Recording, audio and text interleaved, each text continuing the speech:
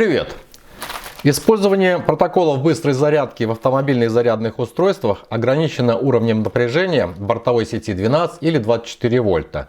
Вот сегодня, спустя 3 недели с момента заказа, я получил автомобильное зарядное устройство Bezios из официального магазина бренда на AliExpress. Там доступно 4 лота, я выбрал модель с поддержкой Quick Charge 3.0 и фирменных протоколов быстрой зарядки для гаджетов Huawei и Samsung. Стоило $4. Вот такой вот пакет с отслеживаемым трек-номером. Прибыло из Латвии.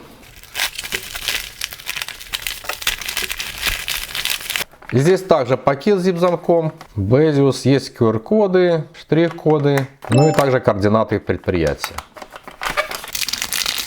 Две бумажки, так, с техническими характеристиками. И вот такая гарантийная карта на 2 языках. Корпус же этого зарядного устройства Bezios полностью из пластика, оно очень легкое, миниатюрное и на борту 2 USB порта. Согласно техническим характеристикам заявлено, что это устройство обеспечивает 30 Вт мощности в нагрузке. Выходит по 15 Вт на каждом USB порте. Они одинаковые. Согласно данным параметрам, изложенным здесь вот на его корпусе, каждый USB порт способен выдать 4,5 вольта и ток 5 ампер или 5 вольт ток 4,5 ампера. Далее 9 вольт при токе 3 ампера и 12 вольт при токе 2 ампера максимальное. Ну и общий выход 5 вольт 5 ампер максимальное. То есть 25 ватт как бы. Все эти параметры мы сейчас и проверим.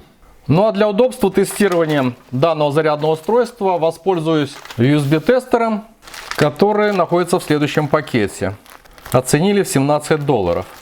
А купил на AliExpress за $24.33. Существует две версии USB-тестера, соответственно с 5 функциональными экранами. У меня же модель без Bluetooth модуля. Он упакован в такой пакет с пупыркой. Далее антистатический пакет. Имеется вот такой металлический футляр с окошком. Здесь в поролон уложен сам тестер. И в комплекте имеются еще два винтика, вот, причем один длинный, другой короткий. На бумажной этикетке имеется QR-ссылка на сайт поддержки. От этого бренда я недавно обозревал осциллограф. Ссылка на экране и в конце видеоролика. Меню этого инструмента позволяет переключаться между 5 функциональными экранами. И в некоторых случаях он может заменить осциллограф, потому что именно 4-й экран как раз и представлен чем-то подобным. В этом универсальном устройстве совмещены возможности тестера и триггера протоколов быстрой зарядки, что позволяет проверять заявленные характеристики пауэрбанков, зарядных устройств и кабелей зарядки с USB-интерфейсом. Отложу его тоже пока что в сторону. Потому что для удобства подключения этого зарядного устройства к источнику питания сразу же купил разъем питания для автомобильного прикуривателя. Почти за $3. Оценили его в $1. Какой-то слишком плотный пакет такой. У меня лот один вот этот вот адаптер и один двухпроводный кабель длиной 60 сантиметров. Достаточно такие жесткие провода, красный и черный. Вот с такими коннекторами для подключения к прикуривателю. И здесь вот такие вот шайбочки для подключения к источнику питания. Также в них встроен предохранитель на 10 ампер. Здесь тут указано F10A. Разъем имеет корпус из металлического сплава. Здесь вентиляционные отверстия, 2 контакта, один из них медный. И сверху имеется крышка. Кстати, 12 вольт, 120 ватт. Здесь уже крышка пластиковая. И плюсовой контакт здесь также медный. Вот таким вот образом все сюда подключается. Плюс у нас центральный медный. Минус обычный такой вот металлический. Ну а в качестве источника, пока не получил свой лабораторник, буду использовать вот такой адаптер. Зарядное для аккумулятора ноутбука от Toshiba. Его номиналы 19 вольт 4,7 ампера. Сюда подключаю выход зарядного устройства и включаю розетку. Так, и зарядное имеет подсветку USB портов такого голубого цвета. Но пока что ознакомимся вот с этим тестером. Корпус его представляет бутерброд из 2 плат и пластин из акрила. Его габариты в размер коробка спичек 74, это с учетом вот длины вот этого выступающего USB разъема, на 35 и толщиной 14 мм. На нижней грани, кроме имени бренда, указано напряжение от 4 до 24 вольт и ток не более 6,5 ампер. Для удобства знакомства с ним я его разберу. Для этого надо выкрутить по 4 винта с двух сторон этого устройства.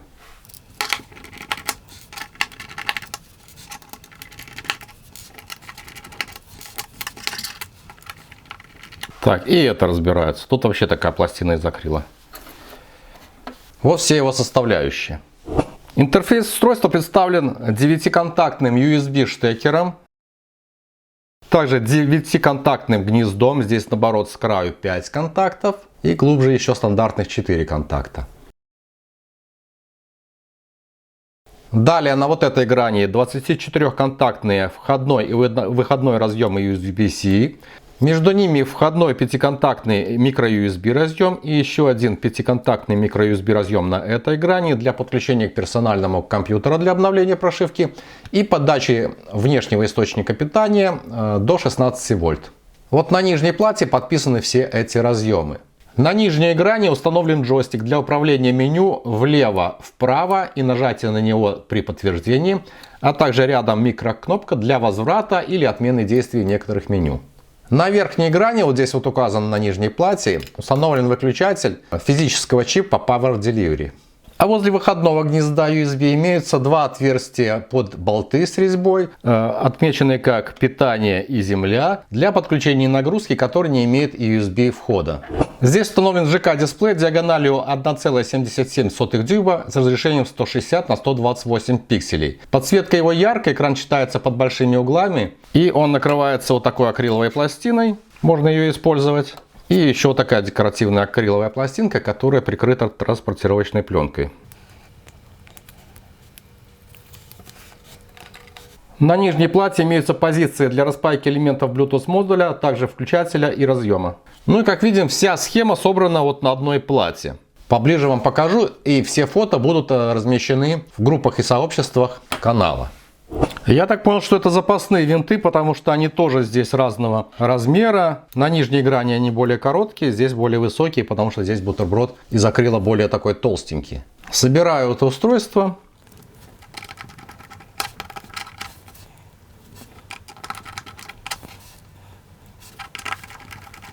И подключаю тестер к зарядному устройству.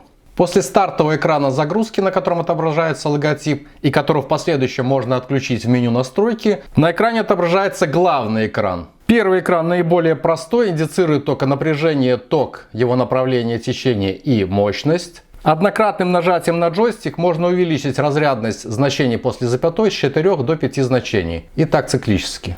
Всего 5 экранов, которые переключаются по кругу с помощью джойстика или влево, или вправо. Если переключать вправо, то следующий экран записи, он более информативный. Затем экран распознавания быстрой зарядки или экран с триггерами. Следующий экран осциллограмм, реально представляет такой вот экран осциллографа. И экран определения сопротивления проводов. И далее по кругу опять. В обратную сторону аналогично. Данный тестер оснащен акселерометром, поэтому при вращении его показания на экране также переворачиваются. Автоматический акселерометр или же сенсор, как он называется здесь, можно отключить в меню настроек. Только из этого главного экрана можно перейти в это меню настроек. Для этого необходимо нажать и удерживать джойстик влево. И мы переходим в меню настроек, которое имеет 4 закладки. Ген генеральные, основные, записи, триггеров. И 4-я закладка система, где можно ознакомиться с информацией о числе включений, серийным номером и версией ПО 2.50. Это, кстати, последняя версия, которая размещена на официальном сайте производителя. Переходим в первую закладку, подтверждаем. И первые 3 пункта – это регулировка яркости дисплея. Значит, яркость дисплея в рабочем режиме 20 уровней. Окей, подтверждаем. Дальше яркость в режиме ожидания. Здесь также 20 уровней. Я установил 6, подтверждаем. И время перехода в режим ожидания. Я установил 5 минут. Если нажимаю на микрокнопку, то это возврат, back. В 4-м пункте можно запретить обмен данными через внешний разъем microUSB с персональным компьютером. У меня включен. В 5-м пункте выбираю единицу измерения температуры в градусах Цельсия или Фаренгейта. Подтверждаю Цельсия. В пункте 6 можно выбрать язык меню, английский или китайский. В 7-м пункте можно установить значение тока, при поступлении которого пробуждается тестер. Ну вот 100 мА.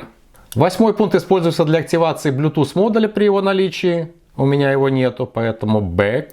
И в девятом пункте деактивируется акселерометр, который отслеживает поворот экрана. Сейчас у меня он в автоматическом режиме, можно его выключить. И тогда, чтобы переворачивать экран, потребуется удерживать нажатой кнопку джойстика. И он поворачивает каждый раз на 90 градусов. Для отключения долгой заставки перехожу в пункт 10, она выключается. Для сброса настроек перехожу в 11 пункт, а для калибровки и сброса калибровки это 12 и 13 пункты. Далее кнопочкой Back возвращаюсь в меню закладок и вправо переключаюсь в закладку записи. В закладках Rec и Trigger собраны настройки параметров для соответствующих экранов. Это второй экран записи и третий экран распознавания протоколов быстрой зарядки. И их рассмотрим в процессе знакомства с этими экранами.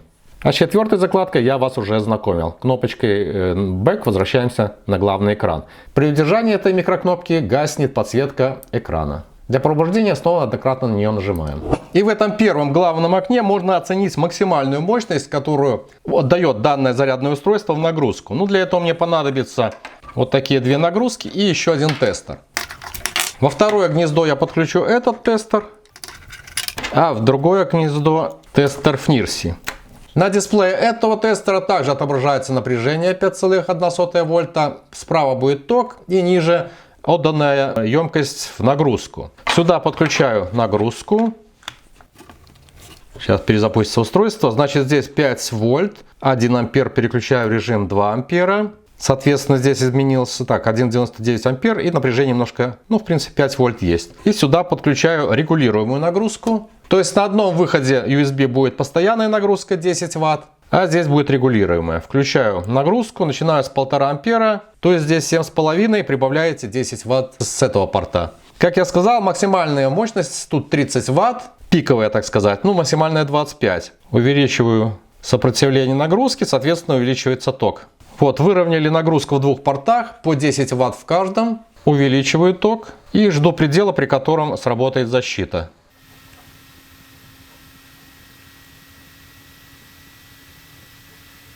Так, 3 ампера, 15 Вт и 10 Вт, того 25 Вт уже. То есть максимальное достигнуто. Медленно вращаю. Все, сработала защита на 3,35 ампера. Итого 27 Вт это зарядное устройство выдает нагрузку.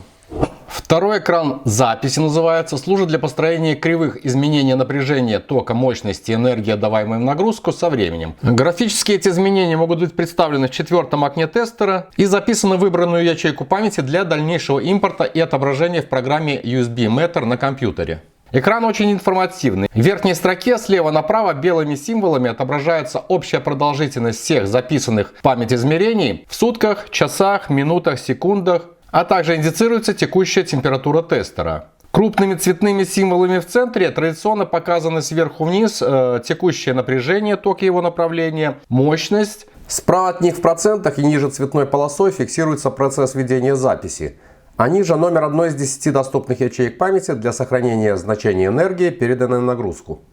Ниже фиолетовым цветом отображается время построения текущей кривой зависимости. И красным, желтыми цветами фиксируется отданная в нагрузку емкость в ампер-часах и так называемая энергия в ватт-часах. Внизу экрана представлены три столбца с минимальными, максимальными и средним значением напряжения, тока и мощности, а в нижнем правом статусном углу отображаются выбранные значения в соответствующих пунктах закладки Rec меню настройки. Я говорил, что вернусь к ним позже. Закладка Rec.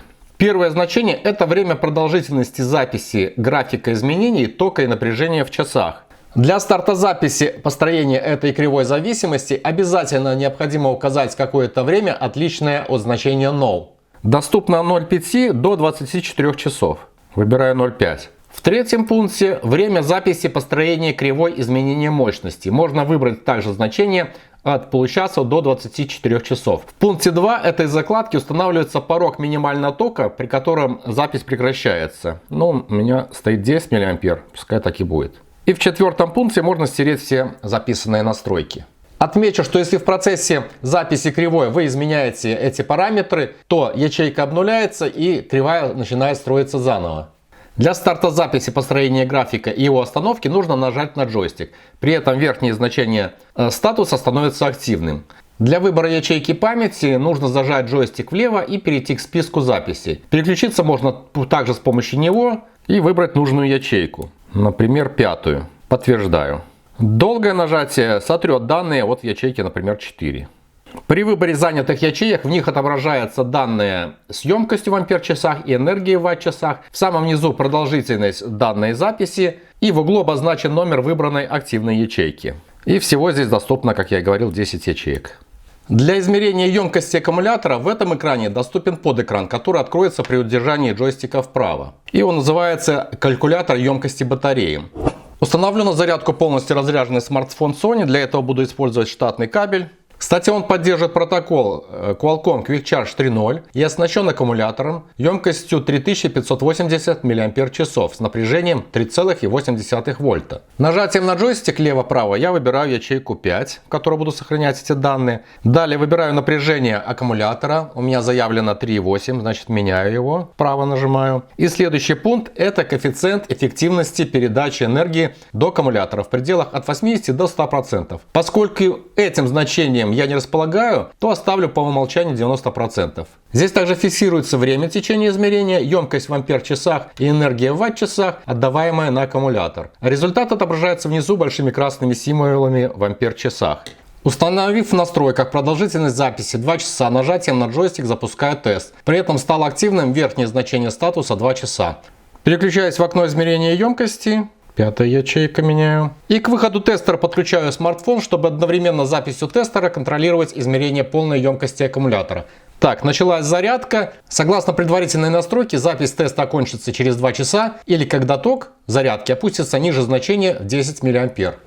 Итак, 2 часа вышло, подсчет закончен. Итоговая емкость аккумулятора вышла 3548 мАч. Но это не полная емкость, аккумулятор заряжен на 92%. Возвращаюсь в третий экран. Запись остановлена, значение в статусе неактивный. А изображение этой записи будет представлено на 4-м окне, но о нем чуть позже.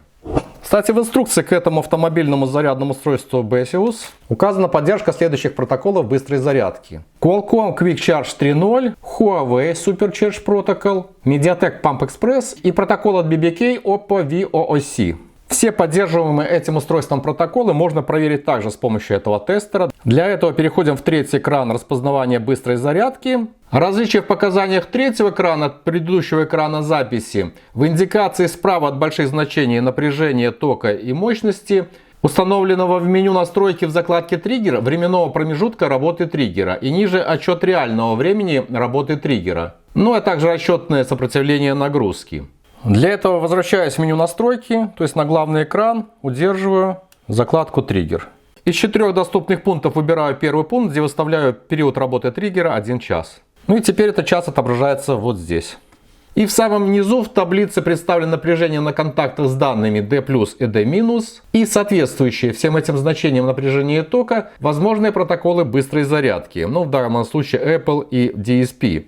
В статусном правом углу индицируется зеленым рун включения протокола или красным стоп его отключением, ну а серым нон при неактивности триггера, а также тип активного протокола быстрой зарядки. Его можно активировать, удерживая джойстик влево, ОК, подтверждаем, и перейдя к списку доступных протоколов. Первый пункт предназначен для автоматической проверки зарядного устройства на поддержку различных протоколов быстрой зарядки. Это сейчас и сделаю, при этом никакой нагрузки не подключаю. Финиш. В результатах помечено зеленым цветом поддерживаемые и красным цветом не поддерживаемые протоколы быстрой зарядки. Из заявленных в инструкции к этому зарядному устройству нет поддержки VOOC.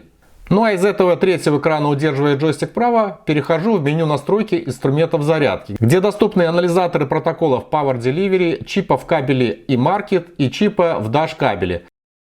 Ну и активизация протокола Apple 2,4 ампера. Итак, я уже убедился, что это автомобильное зарядное устройство от Besius способно при 5 вольтах выдать нагрузку ток 3,2 ампера. Теперь же активирую протокол Supercharge Protocol от Huawei. Он обеспечивает нагрузки, как здесь показано, от 3,4 до 5,5 вольт. И при этом ток 5 ампер, того мощность нагрузки 25 ватт. С помощью джойстика можно поднять напряжение до 5,5 вольт, шагом 20 милливольт.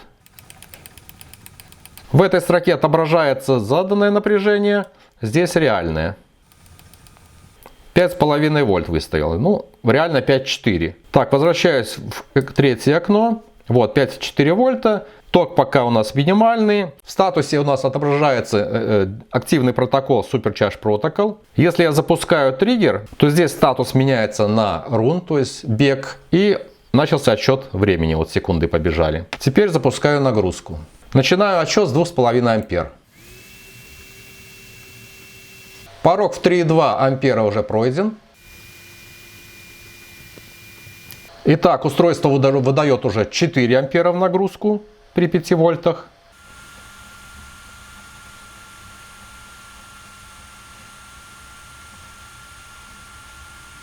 И все, дальше рост заканчивается. 5,9 ампера. Здесь 5,18 ампера, напряжение 5,13 и почти 27 ватт нагрузки. И здесь можно видеть, какие напряжения на шинах данных плюс и данных минус. При этом эти напряжения могут соответствовать вот этим протоколам. Но активный у нас Huawei Supercharge Protocol. Так, выключаю. И я перехожу к четвертому экрану отображения осциллограмм, которое представляет собой сетчатое поле из 10 клеток по вертикали и 15 клеток по горизонтали оси времени. Удерживая джойстик, происходит переключение по кругу 4 окон. На первом экране, обозначенном VA, отображается кривое желтого цвета высокочастотной пульсации напряжения на выходе зарядного устройства и синего цвета пульсации тока. Соответственно цвету слева указаны нижние и верхние пределы полосы напряжения, а справа нижние и верхние пределы шкалы тока. Белым цветом отмечены значения шага сетки для напряжения, тока и времени. Кстати, удержанием джойстика влево и вправо можно изменять временную разведку осциллографа для удобства анализа. Индикацию в каждом из окон, кроме третьего, можно зафиксировать коротким нажатием на джойстик. Здесь отобразился красный значок стоп. При повторном нажатии значок меняется на зелененький play. В следующем окне можно фиксировать изменение напряжения на контактах USB D+ и D- при активации протоколов быстрой зарядки. Сейчас на нагрузке запущу автоматическое изменение триггеров быстрой зарядки. И мы можем наблюдать изменение напряжения на контактах D+ и D-. Опять удерживаю джойстик. В следующем окне Memory доступен анализ кривых зависимостей, сохраненных в память устройства. При однократном нажатии на джойстик экран предложит удалить текущую запись. И в последнем окне можно наблюдать высокочастотные колебания напряжения. Здесь внизу желтое значение амплитуды пульсации. Фиксирую его. Данное автомобильное зарядное устройство от Bezius обеспечивает вот такие пульсации 27 милливольт на частоте 25 кГц. И пятый экран USB тестера позволяет измерить потери в кабеле зарядки и выявить негодные для использования. Анализ работает путем сравнения фиксированных значений напряжения и тока в идеальных условиях, когда кабель имеет нулевое сопротивление, с реальными условиями. Для этого подключаю тестер к зарядному устройству, а на выход подаю нагрузку с током 1 ампер. Кратковременно нажимаю на джойстик, чтобы запомнить и перевести значение напряжения тока в строке Real в верхнюю строку Ref. Далее отключаю тестер от зарядного устройства и подключаю его через такой USB microUSB кабель от Ugreen. После активации нагрузки на дисплее отобразится внизу синими крупными символами рассчитанное сопротивление кабеля и немного выше потери в нем. На странице поддержки официального сайта FNIRSI China есть вот такая вот программа с таким названием. Я его уже скачал, распаковал. Эта программа называется USB Meter версии 004. Запускаю файл для 64-битной системы. И открывшееся окно имеет вот такое поле статуса. Теперь подключаю USB Meter через верхний microUSB порт USB ноутбука. Это окно разворачивается и получается уже 3 поля. В закладке параметры можно выбрать язык. Хотя имеется русский, но программа по умолчанию отображает на языке операционной системы. В левом поле оборудования будет представлен список всех подключенных тестеров, их модель, серийный номер и длительность использования. Для удобства пользования можно изменить имя, которое будет отображено в верхней строке основного поля.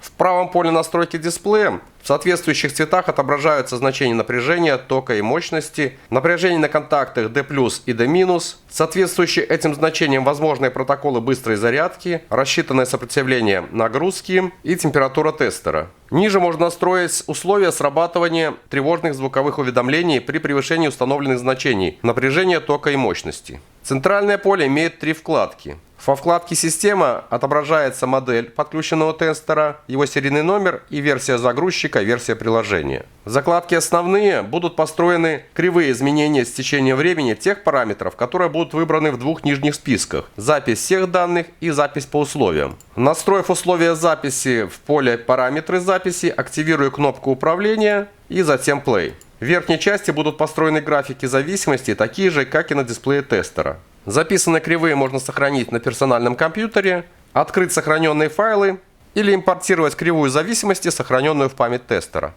С помощью двух кнопок и колеса скролла мышки можно изменять масштаб сетчатого поля. Развернув программу на весь экран, в закладке «Триггер» доступно два режима работы. Первый режим – это одиночный триггер, то есть мы можем включить точно так же, как на тестере, какой-то один протокол. Например, Quick Charge 3.0 выбираем. 12 вольт выставляем и включаем. На тестере включаю нагрузку 1,5 ампера.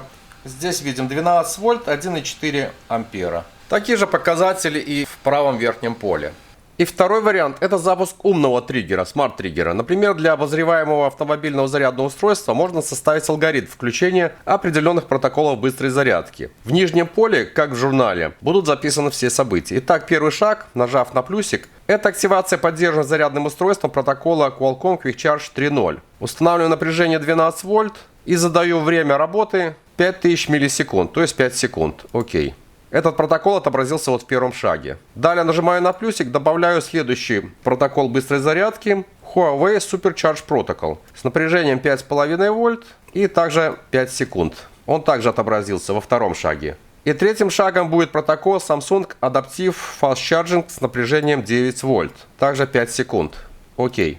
И запускаю умный триггер, наблюдая за реакцией на пошагово изменяющиеся настройки тестера. В итоге зарядное устройство отработало заданные типы протоколов, и по журналу можно это отследить. Для очистки журнала и алгоритма имеются соответствующие кнопочки. Вот такой коротенький минут на 30 получился обзор функции этого USB-тестера в NIRSI FNB48. В настоящее время у меня нет возможности протестировать все протоколы быстрой зарядки, ну а также специальные кабели, используемые для этих целей. Но замечу, что возможности этого инструмента широкие, и я не пожалел, что заплатил за него более $24. К тому же я еще сам не разобрался во всех настройках этого инструмента и буду далее его изучать при обзоре новых устройств. Поэтому, кому это интересно, подписывайтесь на канал. Автомобильное зарядное устройство вполне можно брать, заявленную мощность 27 Вт на 2 USB порта оно выдает. Ну а стоит недорого, всего $4. Как я убедился, оно подойдет для зарядки гаджетов Huawei, Samsung и тех, что поддерживают Quick Charge 3.0. Но убедиться в возможности работы этого устройства с гаджетами Oppo, Realme, OnePlus мне убедиться не удалось. Наверное, для этого требуются специальные кабели зарядки.